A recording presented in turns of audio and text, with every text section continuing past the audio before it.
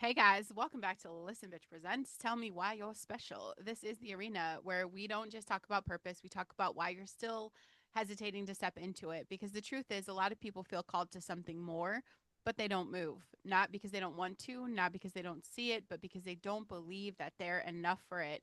And that fear, it's going to keep you stuck for years. God does not call you based on your comfort, He calls you based on your obedience. So if you've ever felt that pull and doubted yourself, this conversation is going to speak straight to you. Today's guest is Julie Grimm. She's a business owner and guide helping people step into what they feel called to do, even when they don't feel ready. So, Julie, this is, I guess, my first question for you to kind of capture the audience. It's funny because I was doing this like pre interview, like when, but I think it's a great message for our audience. What is this year? Everything works out for you. What is the message, Julie, that you want to be known for? For me and my specific work, break the box, take Mm, a hammer to it, break the box. I love I think that. two things: break the box and permission to live your life. And what do you, so my listeners today, I figure that's kind of going to be the underlying for the message. What do you want them to do with that? Yeah. So here's two things. I work with a lot of people, and there's a way that they almost feel like, although they have their life, they have all their choices, maybe they even live independently, they're still relying on people outside of them for decisions, or even don't feel permission to make the decision for themselves. And I love, you're talking about God here asking for obedience, but for me, it's obedience to God, Yeah. to your spirit, to your divinity, Yeah. and not anybody else's. They got their magic ticket, which is AKA life, permission Mm-hmm. slip to live from God.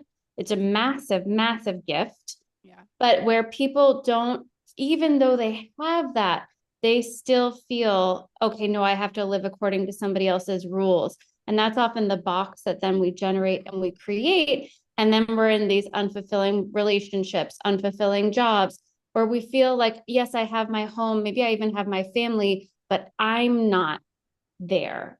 I'm Yeah. not present. I'm catering to everybody around me. And yet I don't feel that I have permission to live how I really want to live. So I if you're love that. breathing, Yeah. permission slip granted. Exactly. And also if you're breathing with that permission slip, like your story matters. And that's the essence of this whole show is that everybody's in the arena. We're all going through it. And sharing your story I think is very important. My next question for you um is like what is your origin story? I feel like everybody has one where there was something in your life that happened and now you're out here helping other people. Yeah, my story is I took a pretty big left-hand turn. I'm a scientist by training, I have a master's degree in biology. I wanted to be a scientist. I basically was an atheist. I didn't really believe in God, which led me to live a bit recklessly in a sense where it was like it didn't matter. And then that translates eventually to I don't matter, right? Because if it Yeah, doesn't matter, then nothing how you matters. spend your time doesn't really matter. Yeah. And then you start to go, well, do I even matter? But I had a pretty profound spiritual awakening about 12 years ago now, that allowed me to see auras, feel chakras that changed my life. And I couldn't put it back in the box. I desperately tried to. I didn't really want it. It was inconvenient. It wasn't what I was looking for. I Yeah. just wanted to put my little scientist hat on. But the end of that was that I had to go on this journey, which was there's so much more to life than I ever possibly imagined. And as well, there's so much more joy and goodness possible in life that, again, I never possibly imagined. And so for me, you don't have to be as far down the hill as I was to be an atheist, but just those people that they feel that there's more, that they know that there's more, but they're not able to get there. Yeah. Those are the people that I want to help because I totally get it and I was there. I love that. And that's a powerful mission.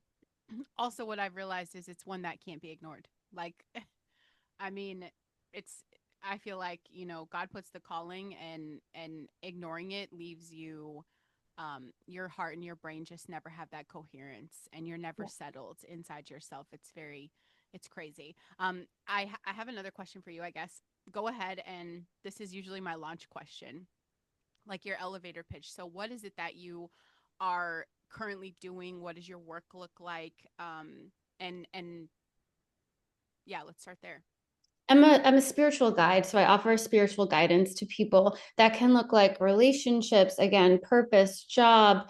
It can look like, again, just that sort of underlying sense of lack of fulfillment without even really knowing why. Maybe on paper, everything looks good, but because there's a lack of alignment with the true self. And so I do a lot of one-on-one work. I'm here in Wellesley, just outside of Boston, Massachusetts, a lot of in-person energy healing. I do 2-day intensive spiritual trainings. All of that is to give people a structured, supportive, daily technique that they can use to redirect when they feel like they're getting off the beaten path. And as well, what you're talking about, it takes courage. It takes daily courage. So I'm here as an advisor, I'm here as a support, and I do offer, structured tools, practices that you can use every day to keep you going in the right direction, when times are good and when times are bad, because we need it all the time. Yeah. I mean, we're in the arena. Life is happening all the Yeah. time. We don't escape the gauntlet of life. You are working with people that where you can relate to them on that feeling of they're not enough.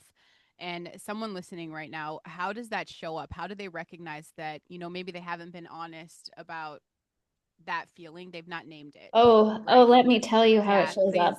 It will show up literally in everything, Yeah. literally everything. Okay, examine every choice that you make in a day. Hmm. Are you choosing the food that you want, or are you compromising?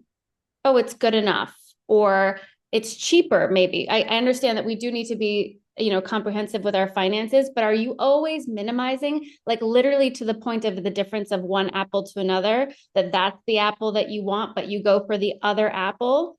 Okay. Yeah. And then imagine that. So that's happening. I know people are doing that. I did that. I know you're doing it. Then apply that to the job, apply that to the apartment, apply that to literally how you even like decorate your home, apply that to the partners that you pick.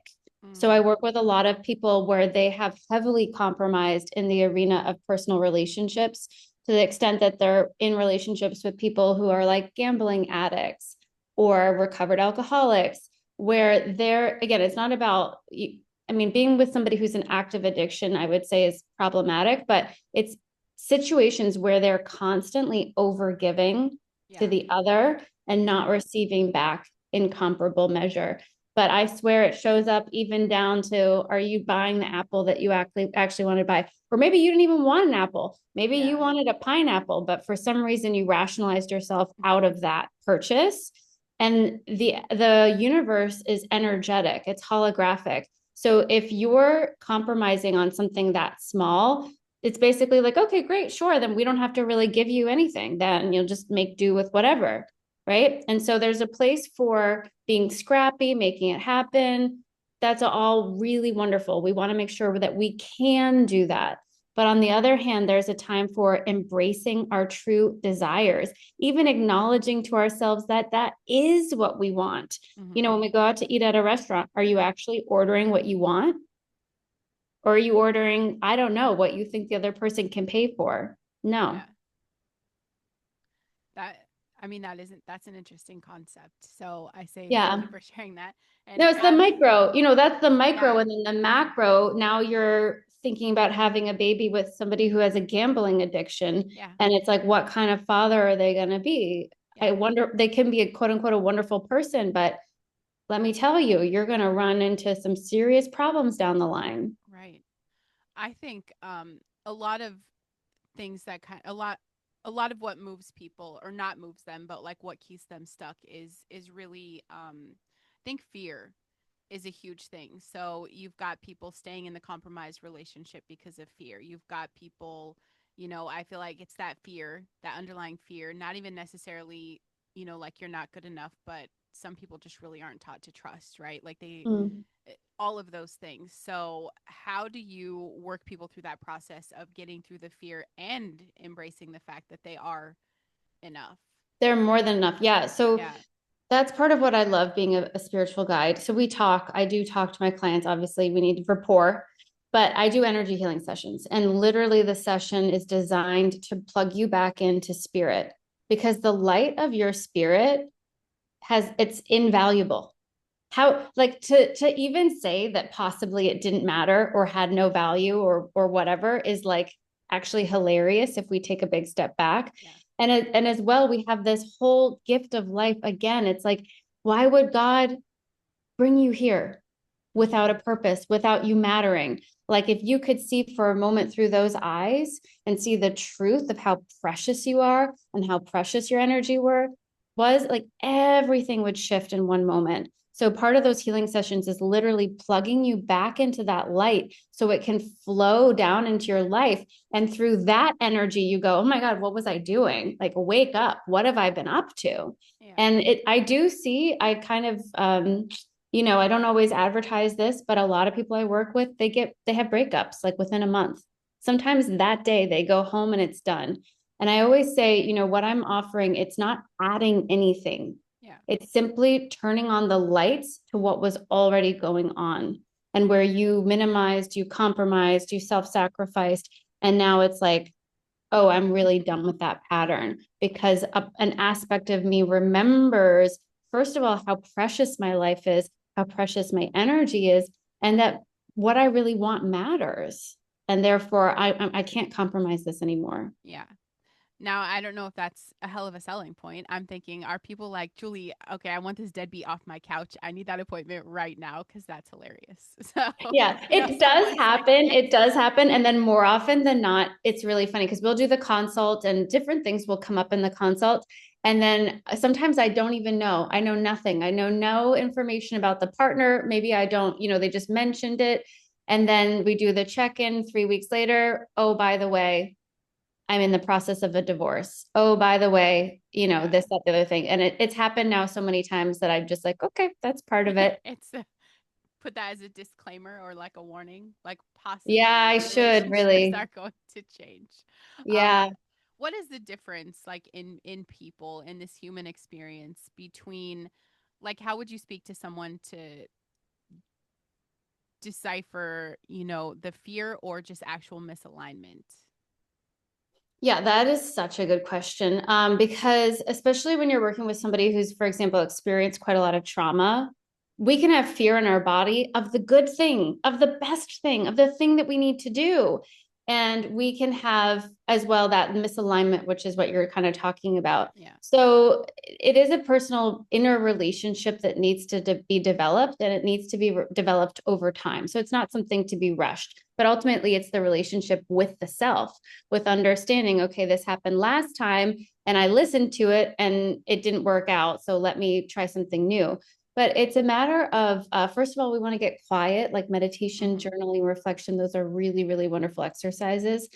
And from that, we also want to not believe everything our mind says. I know it's a bit controversial, but it's like, I'm not saying don't believe yourself. I'm saying specifically, your mind will manipulate you. And we often fall for those traps. So a lot of times I'll see people feel intense guilt. For example, you're dating or potentially even married to somebody who's a gambling addict Mm-hmm. and you want to end it with them, but they're like, I'll never have another person who's like you. I'm going to be alone forever. So you feel guilt. You feel a sense of like, oh, I shouldn't abandon this person because I don't want to do them wrong. But meanwhile, you're totally abandoning yourself. And Yeah. so that's where we need to start to have a little bit of discernment and a little bit of a different perspective to go a bit deeper and not just listen to the point blank story, because that point blank story, it honestly might be the self sabotage. Where, especially if the emotional upset is kind of disproportional to what's happened, Mm-hmm. that's where I'm often like, there's something deeper at play here Mm-hmm. that we need to take a moment to evaluate. And from that, then we can start to have clarity about the next right step. Yeah. I love that. And the next right step is always the move. Like if someone is listening and they're just kind of like, I don't even know. It's if you could think of the little tiny right next thing to do, I think that's huge. And something I really want, you know, listeners to understand through this show is that whatever you do, everyone's waiting to feel ready.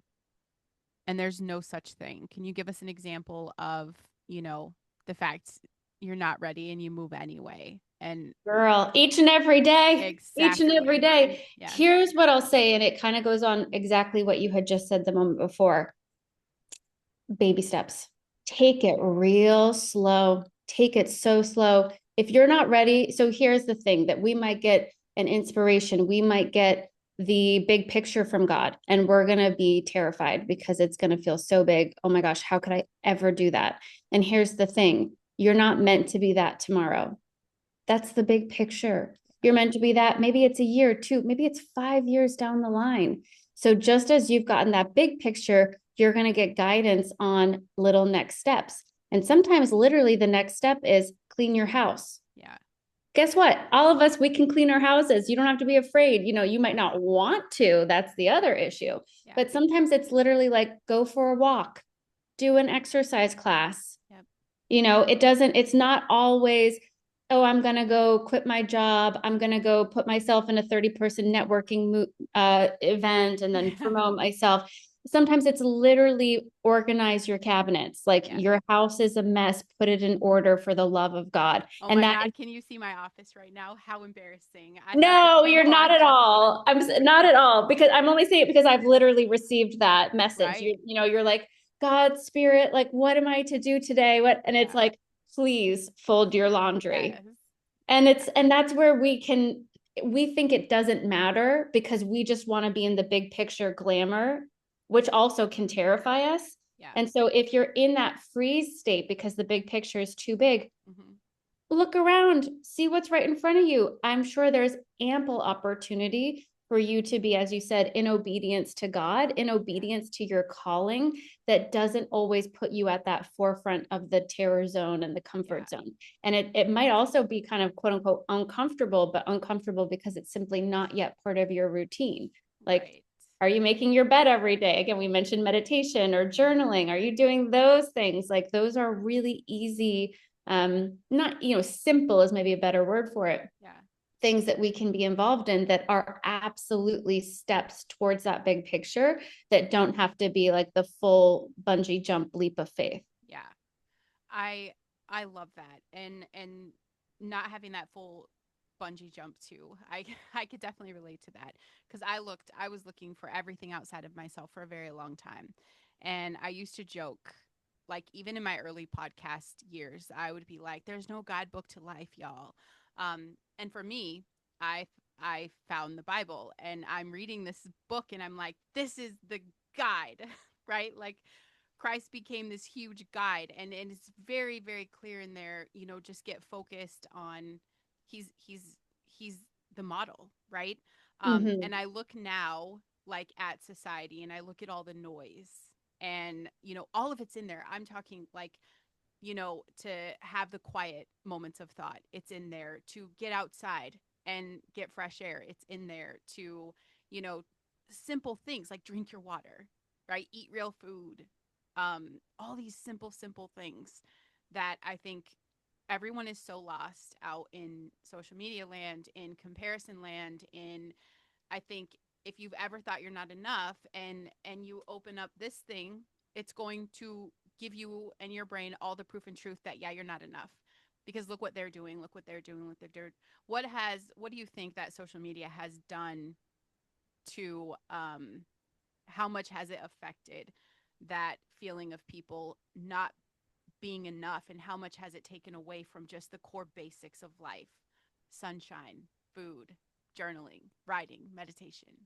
Yeah, no, it's such a good point. And it's also, I think we can get, here we are, we're on the podcast, but honestly, Yeah. there can even be that podcast glamour and the coaching glamour Yep. and this kind of, it's the flashy lights, it's the glitzy. And yeah, maybe for some people that is the appropriate path. I know for me, it was slow and steady, very Yeah. consistent. Sometimes there were big stretches, but more often than not, it was like down and dirty, humbling work that literally any person could do. You do not need a fancy degree. You do not need to be rocket science. It's like, one by one by one, that's how we build. And so if somebody's getting all their information, because that's a whole nother thing, right? That we want to get all of our, you're talking about our guidebook from life, and we're Yeah. using social media as the guidebook for life. Look, I'm sorry to tell you, Your Yeah. guidebook is going to lead you real astray. And I do Yeah. see that within people. I talk about it almost like programming, that our mind gets programmed because we're quite sensitive actually to our environment. Yeah. And so if we allow ourselves to be programmed by all these, it's basically just opinions Yes. of other people Hmm. that, sure, half the time maybe they're right, but sometimes maybe they're wrong. Yeah. And then all of a sudden, that's your guidebook, that's your rule book. None of us would date anybody, none of us would end up getting married. Yep. We'd all feel like I'm about a bad mother if we Mhm. rely too much, because there's always a way that we're going to contradict ourselves. So I love that you found the Bible. We Yeah. need that resource Yeah. that's an advisor that's reliable. Hmm. And social media is not that. Is not it. And It's not it. you said programming. That's exactly what social media has done. I did the research on how much money they spend with psychologists, with, I mean, all these people to intentionally, mess with algorithms to keep people, kind of stuck. And I think, with just the systems in their entirety, if the whole world could just kind of unplug again and get back to that basics and get back to like, can you sit in a room by yourself quietly? I I have 6 kids. I can't wait for that time, right? I'm in the car, like no music. It's quiet. I'm like, this is so great. I love the quiet time. But the conversations I'm having, um, it's crazy, Julie, because a lot of people cannot sit in a quiet room. And it's kind of that like having to face themselves, right? Why do you think that people move in so much fear of just even facing themselves? Yeah. So again, it kind of goes back to what I see when I work with my clients, for example, that there's truths within them that they're probably already aware of. Maybe they don't see it full on face to face, but they have a sense that it exists. And to face it would mean that they would need to change something within their life that perhaps they don't want to change. Change, even good change, is quite hard for us as It's humans. scary. Yeah, it's scary. We like routine, we like ritual, we like familiar faces. Hmm. And so even if it's a wonderful thing, you got a new job and you're getting promoted and you're paid all this money, the first couple weeks of work, you're zonked, you're Yeah. exhausted because energetically it's quite a lot on the system. And so when we take that time, when we tune in, we might find things that are they're going to change our life. Yeah.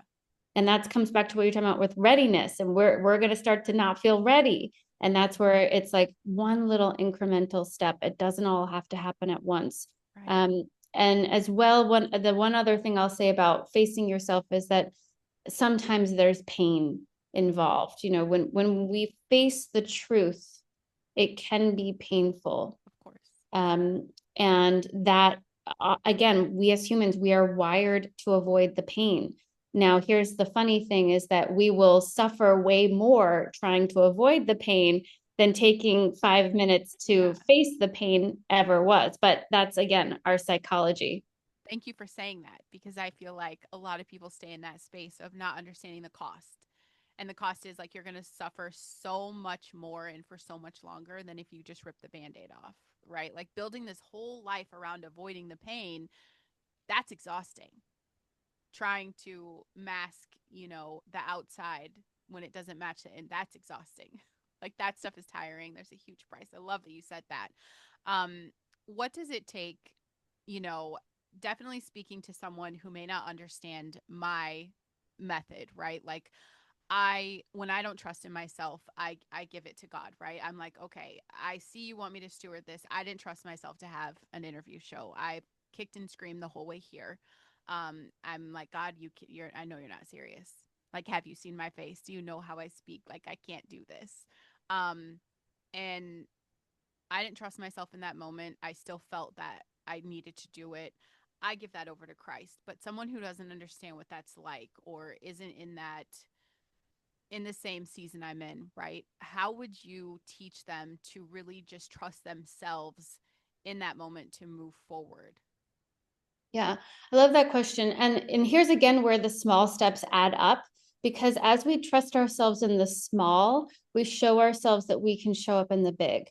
So I love you're basically saying I'm not sure I trust myself, but I trust God. Yeah, Therefore, God, hold my hand, here it baby. is. Yeah. And here's where we can build self-trust Yeah. through, okay, I said again, I'm going to make my bed every day because now I understand this is part of my mind being screwed on right. Okay, now I'm going to hold myself accountable. And as I can consistently show up and do that for myself, I start to build that relationship of trust within the self. Yeah. And from that, again, that's the foundation that I stand upon Hmm. to take the big step, to have the courage to show up and to make it happen. So, I do believe, especially for the really big things, we need God Yeah. and we can't do it without God. And that was a Yeah. huge part of my journey because I was basically an atheist. So let me tell you, I I was trying love to do it that. without God. Yeah. And that I couldn't. For the big stuff, we're talking about life calling. Yeah. I don't think you can. For me, I couldn't. I know I Yeah. couldn't. No, I agree with that. I have a two-part question now because you touched on two really great things there. Um, Doing that small thing every day, that is a very unsexy, unglamorous part of growth in life, right? To wake up and do the same thing, get on the treadmill every single morning. Like nobody, there's no accolades, there's no Facebook likes, nobody cares. If you don't do it, nobody's ever going to know, but it is really that trust. And so just showing up for yourself, very uncool. Okay, I get that, everybody. That's part of lifing. Like you're talking about food in the beginning and I'm laughing because I'm on a calorie deficit, but I have to be high protein and I'm like, no, I'm not eating what I want. I'm sick of ground beef and rice, just little things like that, but knowing the sacrifice of what I'm doing is worth it. And it's the same thing if you guys can just understand, um I even just working out, like I was an all or nothing. All or nothing. Either I'm going to go ham and it's going to be 10,000 steps before noon. I'm getting my weightlifting done. Life happens and I would quit. If I missed a day, it would be months before I do anything again. I would do something so small as to like set a timer, like 10 minutes, right? Just 10 minutes. Can I get on the treadmill for 10 minutes every day? And once you prove that to yourself, then you're like, oh my gosh. And most of the time you stay longer. I know that's a weird hack, setting a timer, but very unsexy things of just doing the things to build that trust with yourself. It's like building the muscle. You just got to show up and do it and give yourself a shit ton of grace. Um, Mm-hmm. and then you're talking about your calling. Like, how do you know how, if you're talking to a listener and they're like, how do I know something is truly my calling? How do you know? All right. Well, I mean, it keeps on coming back to you. I mean, Yeah. you toss it away, you toss it far, far away. You go, that couldn't be possibly it. And then it Yeah. keeps coming back to you, probably your calling. And here's the other thing, which maybe it's super practical, but like just do it and you will find out because you will be redirected. So here's the other thing. You get the big picture, you get the download. Oh my God, that's crazy. How am I ever going to do that? You take the little step. You go to the networking thing, you talk to three people. Oh, they know a person. All of a sudden, the door just opened. So, Yeah. through our little tiny everyday steps, we get directed and we get redirected. If I were to just live with my big plan up here in my mind for a year, Yeah. I'm already preventing myself from getting the feedback that I would get if I put it into action. So, for example, okay, listeners, we have a new business idea. Yes. Am I fighting about it? Yes. Do I want to do it? Not really. Is it my calling? I guess so. Okay.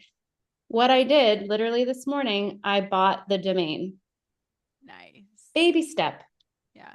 baby step, right? So, but now I bought the domain and in buying the domain, okay, so the name is going to be a little bit like this. Already there's a redirection happening because of what's available, what I can find, what I can see, and so that is life. And it's not meant to be lived only through the mind and ideas. We have to put it into practical Yeah. action. When we put it into practical action, we instantly get the feedback. And honestly, for me, I started a business once that was a throwaway idea. Yeah. And all of a sudden, kind of out of nowhere, but obviously we know now that's from, all of the previous work that I had done and the prayers and everything else I had done prior, this huge thing just blossomed where I really, from my mind, thought this is not really much of anything. And all of a sudden it was.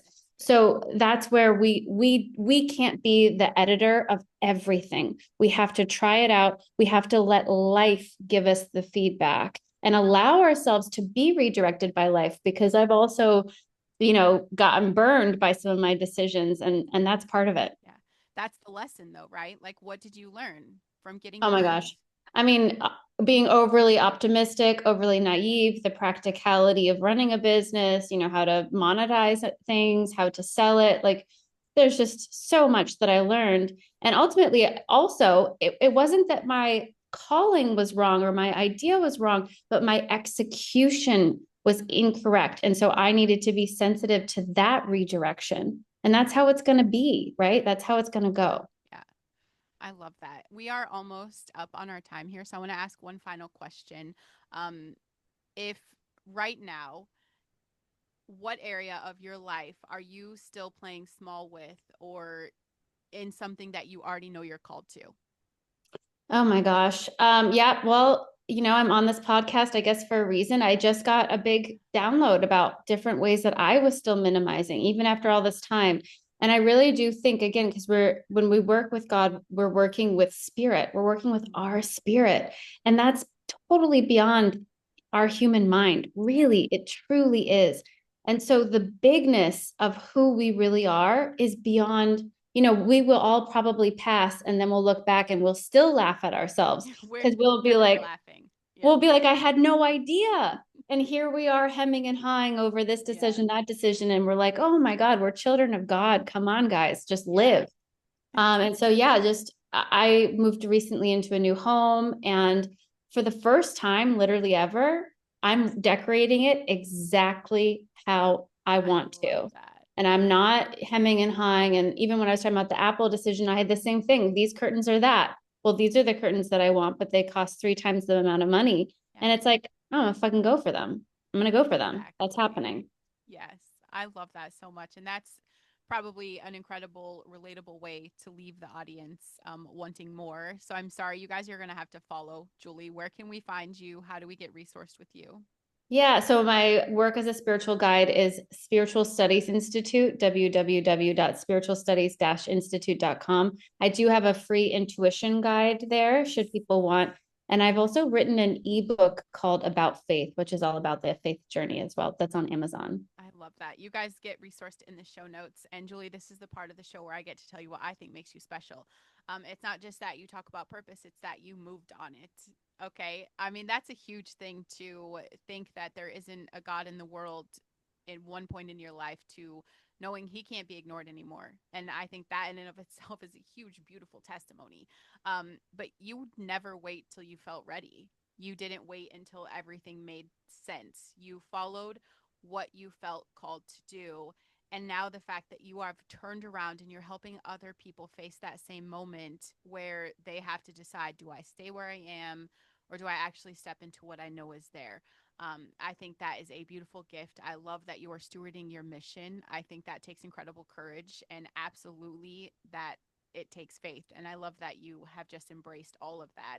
To everyone listening, you guys already know, let's be honest, that thing on your heart, that idea, that the direction you keep coming back to, you already know. The question is not clarity anymore. The question is, are you going to move? Do the next right thing. God did not place something in you just to watch you ignore it. He put it there for a reason. So I'm saying step into the truth of that and be bold. And please remember that your message, your message. You guys, even the doubt, even the hesitation, even the times you don't feel ready, and we all deal with that. No matter where we are, in what chapter, it's part of the human experience. It's part of the process.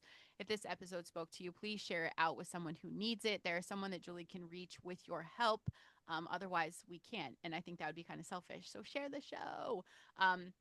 Check the show notes. And if you guys are ready for the hot seat, come tell me why you're special. Julie, this was awesome. Thank you so much. I just, God bless your mission. I love it. Thank you so much. It was so wonderful. Thanks for having me, and thanks for everybody for listening. Thank